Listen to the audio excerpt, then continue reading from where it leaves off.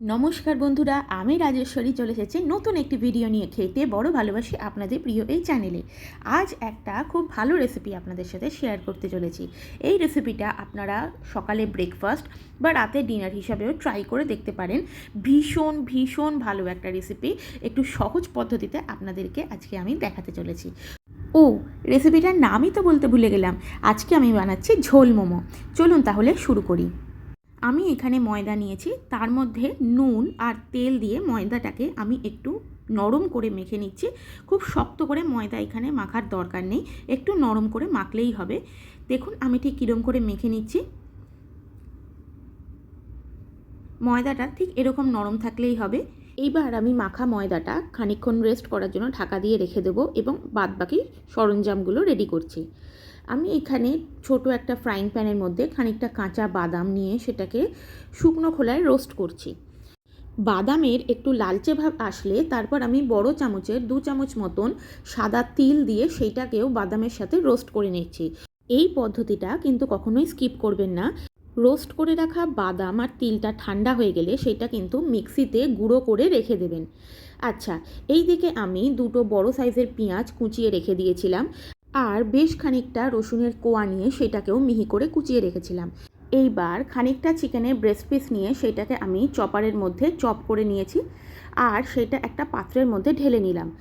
এইবার কুচিয়ে রাখা পেঁয়াজের অর্ধেকটা আমি এই চিকেনের মধ্যে দিয়ে দিচ্ছি আর অর্ধেকটা পরিমাণ রসুন কুচিও আমি এই চিকেনের মধ্যে দিয়ে দিলাম। আর দিলাম 1 চামচ মতন আদা বাটা, আর দিলাম স্বাদ মতো নুন, আর দিলাম সয়া সস।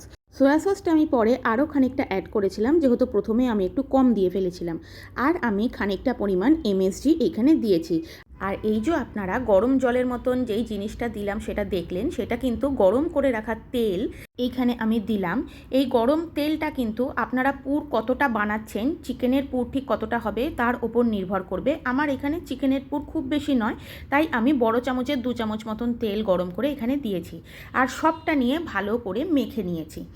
মেখে নিয়ে এইবার ওই পুরটা আমি রেস্ট করার জন্য রেখে দিলাম। এই দিকে আমি ময়দার ছোট ছোট লেচি কেটে রেখে দিচ্ছি আর সেইটা মোমোর শেপ করার জন্য গোল গোল করে বেলে নিচ্ছি, ছোট ছোট করে গোল গোল করে বেলে নিচ্ছি। খুব বেশি পাতলা করে আমি এখানে বেলিনি। আমি এইখানে সমস্ত লেচিগুলো আগে বেলে নিয়েছিলাম, তারপর আমি তার মধ্যে পুর ভরেছি এক এক করে। আচ্ছা, আগেই বলে রাখছি, মোমোর শেপ নিয়ে কিন্তু একদমই জাজ করবেন না। আমি আর আমার ছেলে দুজন মিলে এই মোমোর শেপ বানিয়েছি, যেরকম ইচ্ছা মনে হয়েছে ঠিক সেরকম। সবথেকে বড় কথা, যেরকম দুজন মিলে পেরেছি ঠিক সেরকম শেপ আমরা দুজনে মোমোর করেছি। আপনারাও ঠিক যেরকম পারবেন সেরকম মোমোর শেপ দিয়ে মোমো বানিয়ে নেবেন। দেখুন এখানে আমার সমস্ত মোমোগুলো কিন্তু রেডি হয়ে গেছে। এইবার আমি কড়া গ্যাসের ওপর বসাচ্ছি ঝোলটা রেডি করার জন্য। কড়ার মধ্যে আমি খানিকটা পরিমাণ সাদা তেল দিয়ে দিয়েছিলাম। তেল গরম হয়ে গেলে সেখানে আমি যেই আগে থেকে কুচিয়ে রাখা পেঁয়াজটা অর্ধেক পরিমাণ আমি রেখে দিয়েছিলাম, সেই পেঁয়াজ কুচিটা এই তেলের মধ্যে দিয়ে দিচ্ছি আর দিয়ে দিলাম কুচিয়ে রাখা রসুন। এইবার এই পেঁয়াজ আর রসুনের কুচিগুলো ভালো করে আমি তেলের মধ্যে নাড়াচাড়া করে নিচ্ছি, এই শ্যালো ফ্রাই করার মতন করে। খুব বেশি কিন্তু ডার্ক করার দরকার এখানে নেই পেঁয়াজ আর রসুনের কুচিগুলো। পেঁয়াজ আর রসুন যতক্ষণে ভাজা হচ্ছে, আপনারা কিন্তু অন্যদিকে দুটো বড় সাইজের টমেটো মিক্সিতে পেস্ট করে রেখে দেবেন। আমি এখানে পেঁয়াজ ভাজার মধ্যে 3টে মতন কাঁচা লঙ্কা চিড়ে রেখেছিলাম, সেইটা দিয়ে এখানে ভাজা ভাজা করছি ঝালের জন্য। আপনারা যদি ঝাল ভালোবাসেন তাহলে এটা ব্যবহার করবেন, না হলে স্কিপ করে দেবেন। এইবার আমি ওই পেঁয়াজ ভাজার মধ্যে 3 পিস মতন চিকেন দিয়েছি এবং সেইটাও তেলের মধ্যে নাড়াচাড়া করে নিচ্ছি। আর আমি দিলাম স্বাদ মতন নুন, গোলমরিচের গুঁড়ো, আর দিলাম ছোট চামচের 2 চামচ মতন বেটে রাখা আদা রসুনের পেস্ট।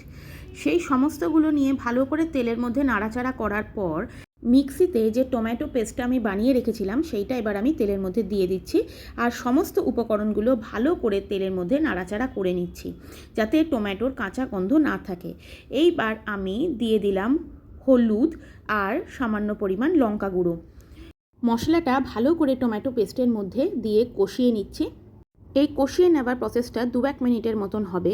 এরপর আমি রোস্ট করে রাখা বাদাম আর তিল গুঁড়ো করে রেখেছিলাম সেই গুঁড়োটাই এইবার আমি এই মশলার মধ্যে দিয়ে সেইটাও কিন্তু ভালো করে তেলের মধ্যে নাড়াচাড়া করে নিচ্ছি। এই সময় আমার মনে হয়েছিল যে তেলটা হয়তো একটু কম দিয়ে ফেলেছিলাম, তাই আরও 2 চামচ মতন সাদা তেল আমি মশলার মধ্যে দিয়ে ভালো করে মিশিয়ে নিচ্ছি। আমার এইখানে কিন্তু মশলা রেডি হয়ে গেছে। এইবার আমি জল দিয়ে দিলাম আর সেইটাকে ফোটার জন্য আমি খানিকক্ষণ সময় নেব। বেশ খানিকটা জল এইখানে দিতে হবে, যেহেতু আমি এই সময় মোমোটাও অ্যাড করে দেবো। ঝোল কিন্তু যখন ফুটে উঠবে তখনই কিন্তু মোমো অ্যাড করবেন। আমিও কিন্তু ঠিক তাই করেছি। এক এক করে সমস্ত মোমোগুলো আমি এই ঝোলের মধ্যে দিয়ে দিলাম আর সামান্য পরিমাণ কুচিয়ে রাখা ধনেপাতা আমি এই ঝোলের ওপরে দিয়ে ঢাকনা দিয়ে দেবো। বেশ খানিকক্ষণ ফোটার জন্য সময় নেব। এই ধরুন মিনিট 7-8 মতন ফুটতে দিতে হবে মোমোগুলোকে, তাহলেই কিন্তু আমাদের ঝোল মোমো একদম রেডি। মিনিট 7-8 হয়ে গেছে। আপনারা বিশ্বাস করবেন না, এখানে মোমোগুলো কিন্তু ফুলে জাস্ট ডাবল সাইজ হয়ে গেছে। ঝোল মোমো এখানে কিন্তু আমাদের একদম রেডি সার্ভ করার জন্য। আমি এখানে মোমোটা সার্ভ করেছিলাম ওপরে খানিকটা শেজওয়ান চাটনি দিয়ে। এইটা কিন্তু সম্পূর্ণ অপশনাল। শেজওয়ান চাটনি না দিলেও মোমোটা এত অপূর্ব খেতে হয়েছে এবং তার ঝোল এত সুস্বাদু হয়েছে যে শেজওয়ান চাটনি না দিলেও খুব ভালো লাগবে। মোমো এত নরম আর এত জুসি হয়েছে, আপনারা এক্ষুনি দেখতে পাবেন। দেখুন কতটা সহজে মোমোটা কিন্তু কেটে যাচ্ছে আর ভেতরের পুরটাও কিন্তু ইকুয়ালি কুকড হয়েছে। আপনারাও কিন্তু বাড়িতে ঠিক এইভাবেই ঝোল মোমো ট্রাই করে দেখুন, ভীষণ ভালো লাগবে। ভিডিওটি যদি ভালো লেগে থাকে তাহলে অবশ্যই লাইক, শেয়ার, সাবস্ক্রাইব করে পাশে থাকুন। ফিরে আসবো আরও নতুন নতুন রেসিপি নিয়ে। ততক্ষণ মোমো এনজয় করি। ধন্যবাদ।